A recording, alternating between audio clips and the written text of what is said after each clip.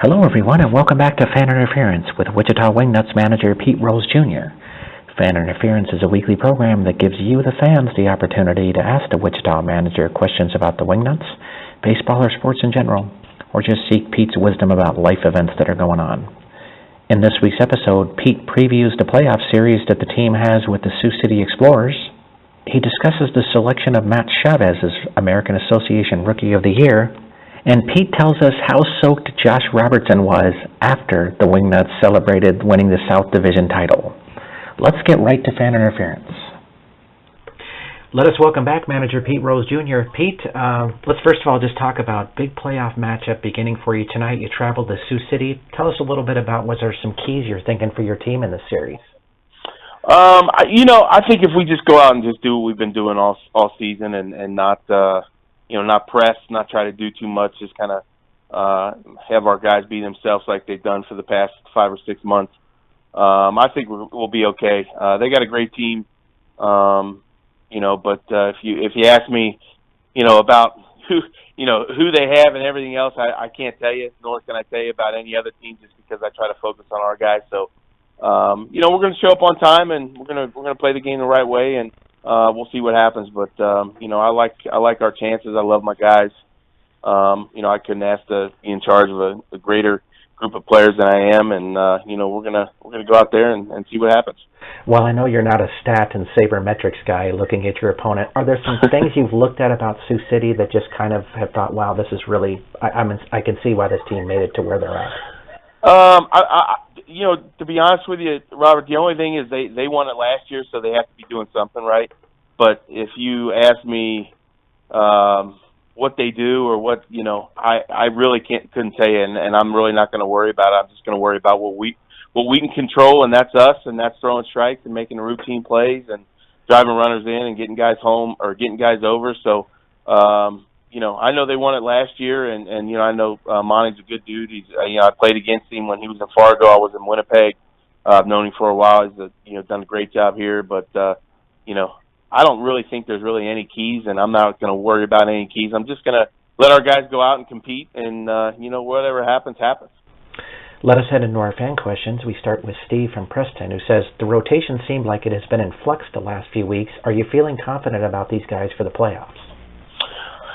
Well, I guess it's too late now to not be confident with them, but when you can throw a Brown, Boshiers, Pratt, and a Tyler Kane at a 4-game series, I'll tell you, I like our chances. I mean, I'm not going to look past game one and just to have who couldn't ask to have Tim Brown, take you to game one and take the ball and, just a veteran guy, throw strikes, but what a competitor, man. I mean, just kind of gets after you, in every kind of way he can, and just kind of goes out and never gets away from not doing Tim Brown, and I think that speaks volumes for him. And but I love the way our staff's set up. I love the way our pitching's been. We just need to throw strikes and pitch to contact, and I think when we do that, which I'm sure we will, we're going to give our offense a chance to go out and win a couple games. But our staff's ready to go. They're rested. They were set up right, so nobody skipped. Nobody has an extra day. I think everybody got an extra day's rest, just with the schedule how it kind of ended. So I'm looking forward to it. I think we got a really solid staff, especially in a 4-game series. So Timmy Brown will kick us off tonight. So I'm really looking forward to watching him get after it. Just out of curiosity, you bring Charlie Leisman off the inactive list. What is his role going to be for you? Pitched 2 good innings for you too, I saw. Pitched great. Pitched really solid 2 innings, and I think he's going to be a guy to where if we need him to start, he'll start. If we need him to throw out the bullpen, he's going to throw out the bullpen. But when you're in a 5-game series, really, you could go with a 3-man rotation or even a 4. But I think Charlie's primarily going to pitch out of the bullpen, just trying to get his stamina back up. And but I think talking to Charlie, like he had said, hey, Skip, anything you need me to do, I'm ready to do it. So it was good to see him go out and throw. Like you said, 2 really good innings in Laredo, and his stuff's getting back, and it's just going to take some time. But I'll tell you what a great guy to have in your bullpen as far as experience and the stuff he has, and it's only going to continue to get better as the longer we're in it. But as of now, he's going to throw out the bullpen, which is a plus for us. Stan from Wichita would like to know, I was kind of surprised by Matt Chavez winning the Rookie of the Year. He had a great year, but your team seems like they would have been sunk had it not been for Boshiers. Your thoughts? Great question. But boy, I mean, you know, I think there's a case for both of them. I mean, Bosch had an unbelievable season. I mean, without him, he's totally right. We do sink. But you know, Chavez's numbers. You know, he won the batting title after missing. You know, I think it was a month or something, whatever it was. You know, back in the beginning of the year. So both those guys are definitely well deserving. You know, Chavez won the batting title. He beat Harrison Kane out by a point. You know, that's great, another luxury that we have. But I think you go either way with that, and you know, they could have gave it to Bosch. I think if they would have, nobody would have complained, and I think that Chavez went up and gave him a big hug, just like Bosch went up and gave Chavez a big hug. But you know, two great rookies. You know, unfortunately they're on our club, which is great, but either one could have got it, and you know, I'm just happy for Chavez that he got it, and you know, not saying that. You know, Bosch is well deserved. No two ways around it. This seems like one of those questions that you're asking: who would you rather have, Trout or Kershaw? You know. Yeah, exactly. And I'll just throw it out there. I'm an offensive guy, so I'll just stay on the offensive part of it. But I know Bosch will kill me if he hears this. But you know, he knows how I feel about him. But you're exactly right. I mean, I'm just glad that they're both on my team. Let's just leave it at that. Walt from Hayesville would like to know: is Harrison Kane healthy enough for the playoffs? Because you guys need him. Definitely. That's kind of why he didn't play the second game in Laredo on Monday. You know, just coming back from a hamstring. You know, it's just kind of been, you know, he had it at the beginning of the year, then kind of came back once the All-Star game kind of grabbed him a little bit after that. So we just kind of tried to play it safe with him, especially after we knew we were going to be in the dance. But he'll be good to go tonight, and he'll give us everything he has, and knowing Harry, I think he'll be right where he needs to be here for the next, you know, hopefully 2 weeks. Bill from Cheney would like to know: how do you like having the top two hitters in the league? This lineup is going to be tough for any pitching staff. I love having the top two hitters in the league, and you know, to think is you talk about the top two hitters in the league, and you haven't mentioned Middlestat, Cleveland, Cox, Stringer. I mean, you still haven't mentioned those guys. So he's exactly right. They're great to have. They both had tremendous years. You know, and are you surprised by it? No, not at all. Because when you see these guys work, you know, taking flips, taking batting practice, and then you see them in the game, you understand that, like, wow, these guys can really hit. So definitely glad I got them on my team, and you know, I hope that. You know, the lineup just kind of goes out and does what they do, and we're going to be tough for any team to match up. And you know, I think that's what they've done all year, and you know, I like our chances. I mean, it's, you know, to see those two guys go back and forth for the batting title was amazing. So you know, I'm looking forward to watching them go in the postseason. Did you have trouble keeping Kane on the bench, knowing he wasn't winning the batting title at that point? It was a killer, but you know, I tell you what, to his credit, he kind of understood and put us first compared to himself, and that's a tribute to Harry. I mean, Harry's that way, and he's been that way from day one, to where he wants the team first, as does everybody else on our team, and I think that's what makes it so special, that they play for each other. And Harry kind of knew that it probably was going to be best to take that day off, and you know, that second game off, just kind of give him a couple days before tonight. And he's the one to come to me and said, "Hey, Skip, you know, I understand it. I think it might be best, so why don't we go ahead and do it?" So. It was an easy decision, but you got to tip your hat off to Harry, and you know, but that's how he is. Ian from Cambridge would like to know if you ever talked to Kevin Hooper about the team. I talked to him at the beginning of the year just to get some background on some of the guys. But you know, he's busy with the Padres, and I think he's been around a couple times. But what a great guy! I mean, great guy to lean on. You know, if you need anything, but. You know, I really haven't talked to him much this summer just because you've been so busy with our guys and, you know, your family coming in and out, traveling here, traveling there. But, you know, if I need him, he's there. And, you know, at the beginning of the year before I got it or when I got the job, I talked to him a couple times. So it's a great guy, great to have in your pocket, and a great guy to talk to. Pete from Wichita, which I assume wasn't you, asked, what the heck was the deal about the rainout delay on Sunday? I just got a call that we weren't going to play Sunday, and we're going to play 2 on Monday, and that's kind of how it is. I mean, there's really nothing you can do about it. You know, when the GM says that the game's canceled, the game's canceled. So we got a good night rest on Saturday or Sunday, and then once Winnipeg won on Sunday, really nothing to, everything kind of just was, let's get over with and get on the bus and get back to Wichita, and that's what we did. So, I don't know. You have to ask them down there, but, we're just going with the flow. It really didn't matter to me one way or the other. I just took it as a positive to give our guys another rest at, a night off at the hotel and, get off their feet and just kind of relax. So, it is what it is. Can't do nothing about it. It's over and done with, and we'll move on just like we did. Lane from Wichita would like to know, now that you've had a full year in the league, what has been your favorite park in the American Association to visit? I'll tell you, you have to throw St. Paul in there. Obviously, I mean, you know what I'm talking about. It's just a beautiful place. The atmosphere is fantastic. I really enjoyed Kansas City, to be honest with you. I played there before. Just having the hotel right in the parking lot, the ballpark, the surface. You got an outlet mall within walking distance. That's right up there with St. Paul. But I'll tell you what, Winnipeg's always been one of my favorites. I played there, obviously, so I've known that, and that's one of my top 5 places ever to play as a home city. So I love that place. But I would say St. Paul and Kansas City are right there, just because of everything around it, stuff to do, hotel, that type of deal, all together. So, but it's actually a really good league, and to be honest with you, I enjoy. I enjoy Laredo's setup. I think it's one of the best in the league, except for the 14-hour trip down and the 14-hour trip back. Because once you get there, the hotel's amazing, the food places around there are amazing. Actually, the ballpark's really nice, surface is nice, so that's not a bad place either. But I'd say St. Paul or Kansas City would be my 2 top favorites. It's John from Newton ask, in the other playoff series, when you win, would you rather face Winnipeg or St. Paul?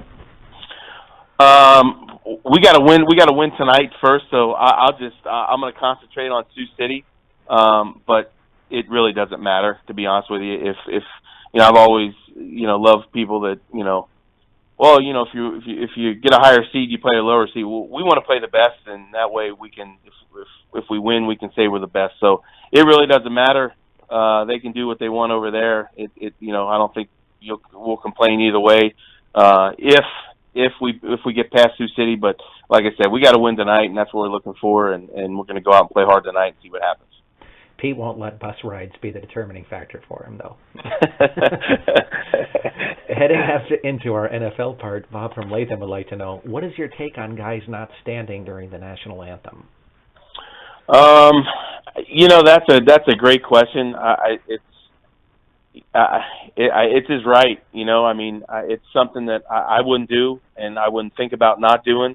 But you know what? That's why we live in America. You have the right to do that. So, would I suggest it? No, I wouldn't suggest it, but, it's his right to do it and he's done it and he's going to continue to do it. It's just something I wouldn't do. So, I wouldn't even think about it. So I'm probably not a good person to ask about.